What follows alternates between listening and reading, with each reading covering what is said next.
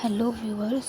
তো সবাই কেমন আছো? তো চলে এসেছি আবার একটা নতুন ছোট্ট একটা ব্লগ নিয়ে। তো আজকে আমি দেখাবো যে সকাল থেকে আমি কী কী করেছি, মানে মর্নিংয়ের টাইমটুকুনি আমি কীভাবে কী করি। তো দেখতেই পাচ্ছি আমি ঘুম থেকে উঠে পড়েছিলাম, প্রচণ্ড ঠান্ডা ছিল বাইরে, এতটাই ঠান্ডা মানে আমি রীতিমতন কাঁপছিলাম। তো আমি মোটামুটি 4:30টার সময় উঠেছিলাম। বাইরেটা প্রচণ্ড অন্ধকার, দেখে মনে হচ্ছিলো কি এখনও রাত।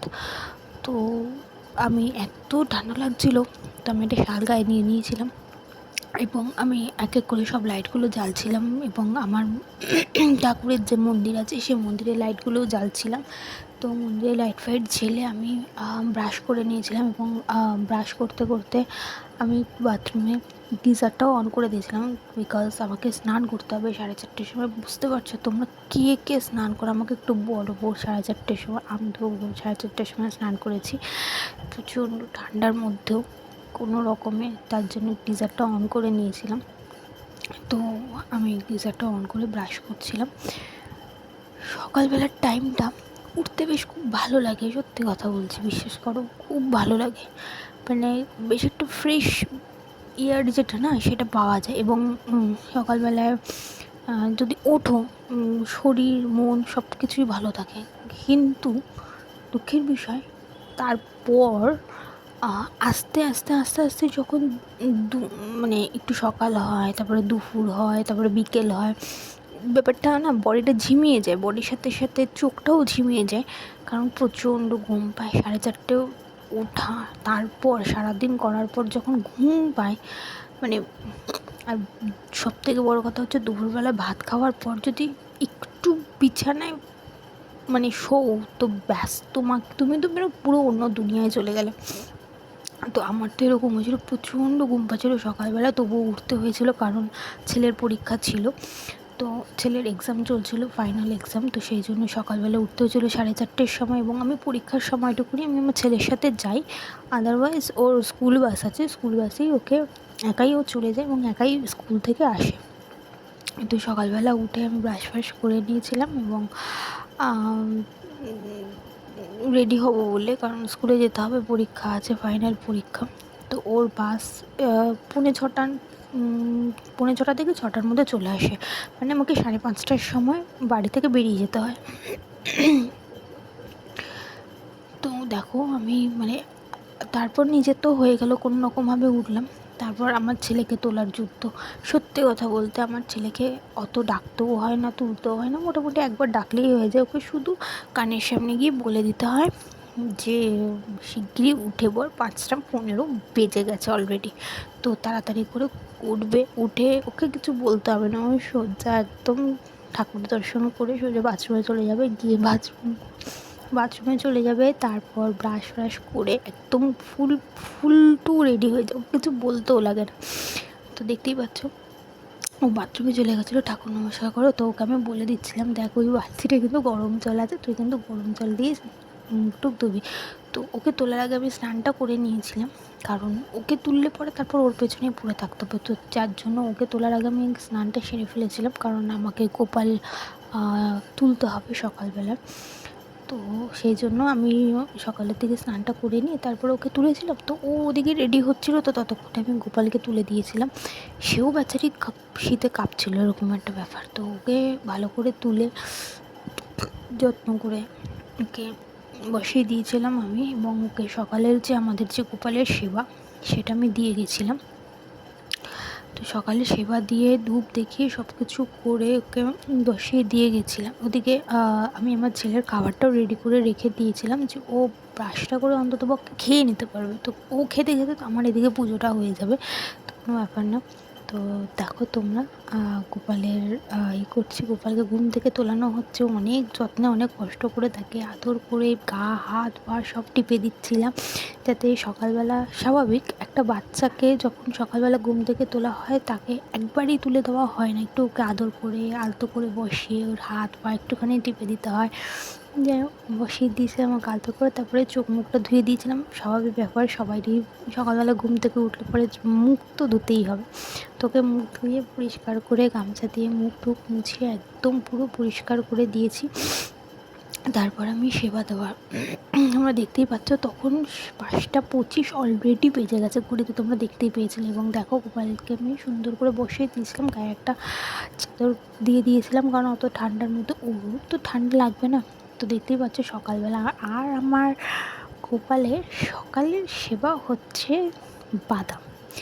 তো আমি ওকে ছোটো ছোটো আখরোট দিই, আখরোটগুলোই সকালের বাদাম। তারপর তো সন্ধ্যেবেলায় তো আছেই মিষ্টি ফিষ্টি সব সেবা তো হবে।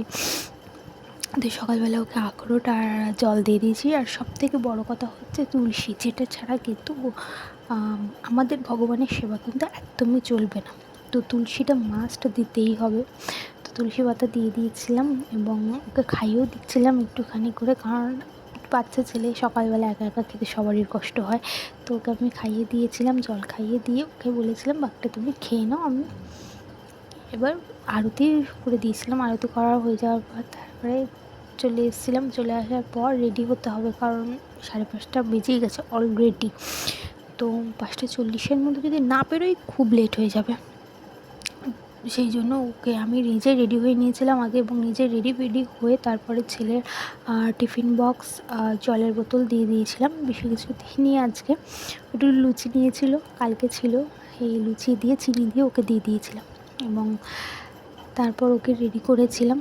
ও একা একাই রেডি হয়, ওকে রেডি করতে হয় না, কিন্তু যেহেতু আজকে একটু লেট হয়ে গেছিলো তোকে তাড়াতাড়ি করে রেডি করে দিই। কিন্তু এমনি সময় ওকে বলতেও হয় না, ও নিজেই রেডি হয়ে যায়, নিজের ড্রেস ফ্রেস পরে সব কিছু করে ওকে নিজেই হয়ে যায়।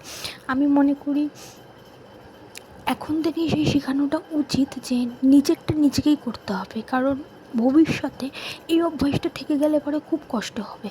তো সেই জন্য আমি এখন থেকেই ওকে অভ্যাস করাচ্ছি। ও নিজে নিজেই স্কুলের ড্রেস পরে, নিজেই রেডি হয়, স্কুল থেকে এসে নিজেই স্নান করে, নিজেই পড়তে বসে, নিজেই নিজেরটা করে, নিজেই নিজেরটা খায়।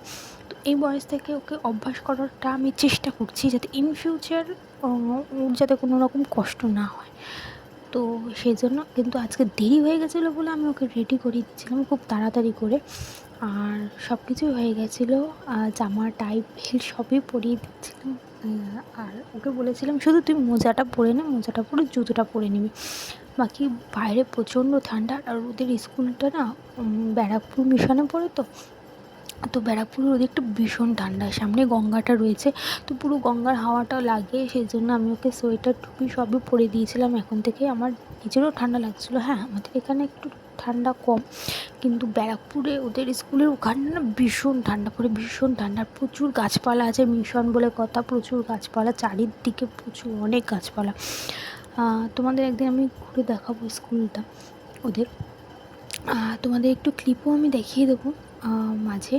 তো দেখতেই পাচ্ছ পুরো ফুল রেডি হয়ে গেছে, নাক মুখ চাপা দিয়ে শুধু চোখ দুটো বের করে নিয়েছে, ঠাকুর নমস্কার করেছে, পরীক্ষা বলে কথা, বিরাট যুদ্ধ জয় করতে যাচ্ছে।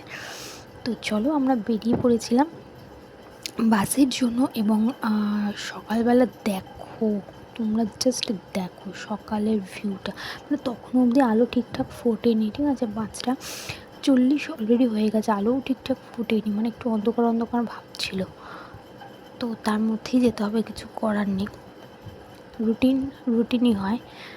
পড়াশোনা থেকে বড় কিছু হয় না, কষ্ট করতে গেলে, কিছু পেতে গেলে তো একটু তো কষ্ট করতেই হবে। তো জীবনে যদি দাঁড়াতে হয় তো একটু কষ্ট করতেই হবে। তো দেখতেই পাচ্ছ ওর পরীক্ষা ছিল, আমিও পুরো ঢেকে ঢুকে যাচ্ছিলাম। এবং ওকে আমি বলছিলাম যে একটু বাস যখন আসেনি তো একটু বসে পড়, আমাদের ফ্লাইটের নিচেই বাস। তো চলো বাকিটা পরে দেখা হচ্ছে, বাই। তো তোমরা দেখতেই পেয়েছিলে যে বাসের জন্য অপেক্ষা করছিলাম, তারপরে দেখো স্কুলে এসে গেছিলাম। তো স্কুলে ওকে ঢুকিয়ে দিয়েছিলাম, চলে যাচ্ছে দেখো স্কুলের ভেতরে। তোমাদের একদিন আমি স্কুলটা দেখাবো ব্লগে, স্কুলের ভিডিও বা আশেপাশের ভিডিওগুলো তোমাদেরকে শেয়ার করব। যেমন দেখো আমাদের এটা স্কুল গ্রুপ, মানে আরও গ্রুপ আছে, ঠিক আছে, এটা কয়েকজন। তো সবাই মিলে আমরা মজা করছিলাম, আর পেছন থেকে বলছিলো ভাও ব্লগ বানাচ্ছিস, করছিস, ঠিক আছে, তো বলবেই, মজা তো করবি, বন্ধুরা হয়েছে যখন বন্ধুদের সঙ্গে মজা তো করবি। যে জানি না তোমাদের মনে আছে কি না, আমি একবার বলেছিলাম যে ফ্যামিলি থাকা দরকার, ফ্যামিলির সাথে সাথে বন্ধুও থাকা দরকার, কারণ ফ্যামিলির সাথে যেগুলো শেয়ার করা যায় না সেগুলো বন্ধুর সাথেও শেয়ার করা যায়। অনেক কথা বন্ধুর সাথেও শেয়ার করা যায়, হালকা লাগে অনেকটা। তো এটা আমাদের গ্রুপ। আমরা খুব একটা গভীর আলোচনা করছিলাম, তাই না কি আলোচনা করছিলাম ভুলে গেছিলাম আপাতত। তো প্রচণ্ড ঠান্ডা, দেখতেই পাচ্ছ, মুড়ি চুড়ি দিয়ে চলে এসেছি।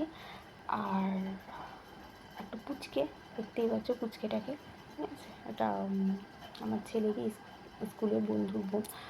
তো আজকের মতন ভিডিওটা এখানেই হচ্ছে, চলো বাই।